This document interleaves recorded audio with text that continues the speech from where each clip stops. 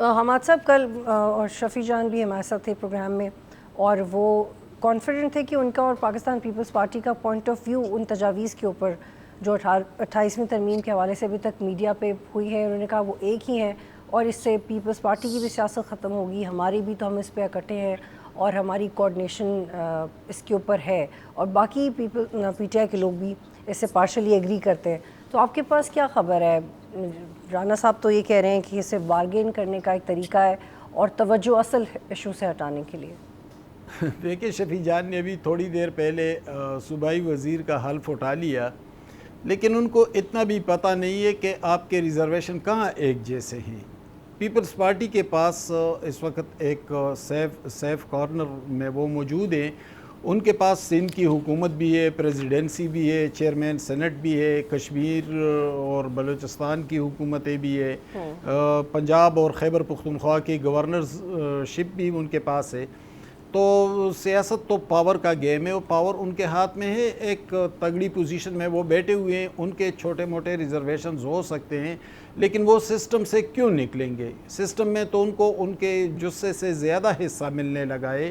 تو آپ کے اور ان کے ریزرویشنز میں بہت فرق ہے۔ آپ کے ریزرویشنز بہت سارے ہیں، یعنی آپ کے لیڈر جیل میں ہیں، ان کی اہلیہ بھی جیل میں ہیں، آپ کو بہت سارے مسائل کا سامنا ہے، آپ کے کارکنوں پر مقدمات ہیں، بہت سارے لیڈرز جو خصوصاً پنجاب کے وہ جیلوں میں ہیں۔ تو پھر اگر تکنیکی حوالے سے ہم معاملات کو دیکھیں تو 18ویں ترمیم کے حوالے سے تو پیپلز پارٹی کے ریزرویشنز پہلے دن سے موجود ہے، آج سے تو نہیں ہے، لیکن اگر 18ویں ترمیم کو نہیں چھیڑا جا رہا ہے، اس حوالے سے پیپلز پارٹی کو کوئی گارنٹی دی جا رہی ہے، تو پھر ان کے ریزرویشنز کہاں رہیں گے؟ البتہ کچھ چیزیں سامنے آ رہی ہے، یعنی اڈیالہ جو خاموشی چھائی ہوئی تھی، تو ادھر اسلام آباد میں کچھ ذرائع بتا رہے ہیں کہ اڈیالہ میں ایسی خاموشی نہیں ہے، بلکہ کوئی نہ کوئی کمیونیکیشن ہو رہی ہے، اور یہ جب ایسا موقع آتا ہے تو پھر دوسروں کو ڈرانے کے لیے ظاہر ہے اس طرح کی کمیونیکیشن شروع ہو جاتی ہے۔ پہلے جب 26ویں اور 27ویں ترمیم کے حالات بنے تھے تو اس وقت بھی اس طرح کی صورتحال سامنے آئی تھی۔ پیپلز پارٹی اور مسلم لیگ ایک دوسرے سے ابھی ایسے امکانات نہیں ہے کہ وہ ایک دوسرے سے علیحدہ ہو جائیں گے، یا پیپلز پارٹی کے ریزرویشن اس حد کو چھو لیں گے کہ وہاں سے واپسی ناممکن ہو۔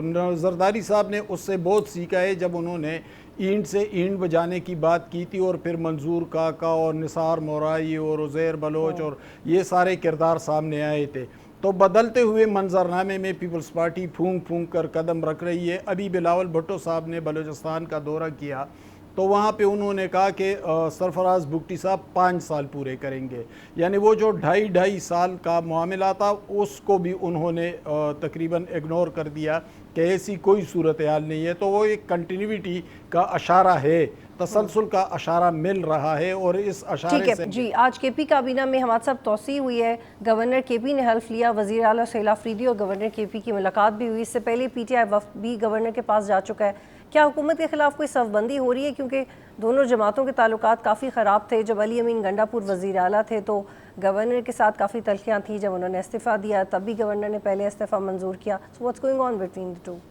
دیکھیں، یہ نئی کابینہ جو بنی ہے، ان کو میں دیکھ رہا ہوں تو مجھے تو ایسے محسوس ہو رہا ہے جیسے ایک پسپائی اختیار کی جا رہی ہے، کیونکہ جو ہارڈ لائنرز تھے وہ تو کہیں دکھائی نہیں دے رہے ہیں۔ یعنی آپ دیکھیں، نذیر عباسی آئے ہیں مانسہرے سے، لیکن ہزارہ میں جو پاپولر لیڈر تھے، مشتاق غنی سابق سپیکر، ان کو سائیڈ لائن کر دیا گیا ہے، ان کو کوئی موقع نہیں دیا گیا۔ نذیر عباسی قدر گمنام ہے، اس کو لایا گیا، پیر مصور لائے گئے، تو زیادہ تر وہ لوگ آئے ہیں جو فرنٹ لائن پر کبھی دکھائی نہیں دیے تھے، اور ان لوگوں کے پیچھے بھی بہت سارے لوگ ہیں۔ یعنی پشاور سے سمیع اللہ آئے ہیں، یہاں سے قاسم علی شاہ تھے جن کے والد مہتاب عباسی کابینہ میں بھی وزیر رہے تھے، لیکن ان کو آگے نہیں آنے دیا گیا۔ ان کے خلاف میڈیسن سکینڈل بھی آیا تھا۔ ٹھیک ہے، اور ہمارے سے مجھے لگتا ہے کہ یہ ایک پولیٹیکل بلنڈر کی طرح کی سجیشن ہے، کیونکہ اس سے آپ یہ تاثر دینا چاہیے، یہ بھی ایک تاثر اس سے تقویت حاصل کر رہا ہے کہ وہ نوجوان ووٹر جو ایک اسپیسیفک جماعت کو فائدہ پہنچا رہا ہے، اسے اپنی پوٹینشل اور کیپیسٹی سے، ایک ویو ہے، تو آپ اس کو ٹارگٹ کر رہے ہیں اور آپ اس سے اتنے خوفزدہ ہو رہے ہیں, تو یہ دونوں طرف سے بیک فائر کر جاتا ہے گورنمنٹ کو.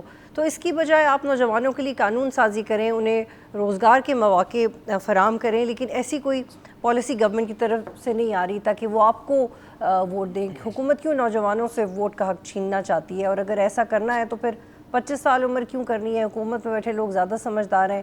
ان 60-70 لوگوں کی جو کلیکٹیو وزڈم ہے پوری قوم سے زیادہ یہ لگ رہا ہے کہ تو خود ہی بیٹھ کے فیصلہ کر لیں کہ کس نے گورنمنٹ کرنی ہے.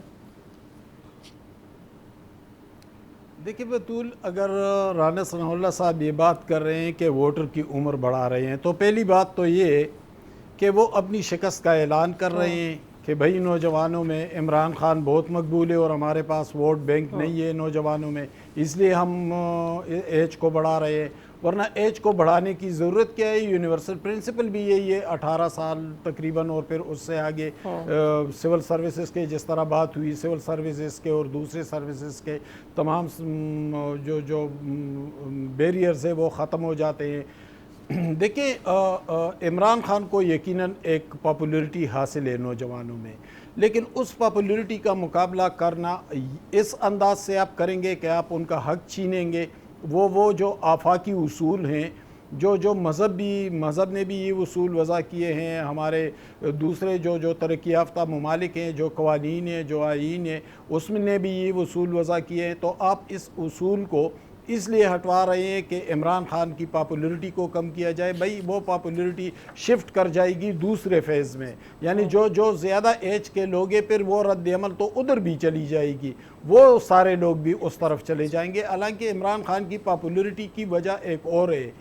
دیکھیں, پاپولیرٹی کبھی نہیں گرتی جب لیڈر پر ابتلاء اور آزمائش کا وقت ہوتا ہے. بھٹو صاحب جیل میں تھے, پھانسی چڑھ گئے, بے نظیر بھٹو اور نصرت بھٹو صاحبہ حیدرآباد اور سکر کے جیلوں میں تھی, لیکن کیا پاپولیرٹی گری تھی؟ پاپولیرٹی حنیف رامے سے لے کر معراج محمد خان اور مصطفیٰ جتوئی تک بہت سارے لیڈرز الگ الگ پارٹیاں بنا گئے تھے, لیکن کیا پاپولیرٹی گری تھی؟ نہیں گری تھی. ٹھیک ہے, حماد صاحب ایک اور سوال لیجیے گا, پھر مجھے رانا صاحب کی طرف جانے. ایک پریسائزلی کوسچن تھوڑا سا مکمل کر لوں.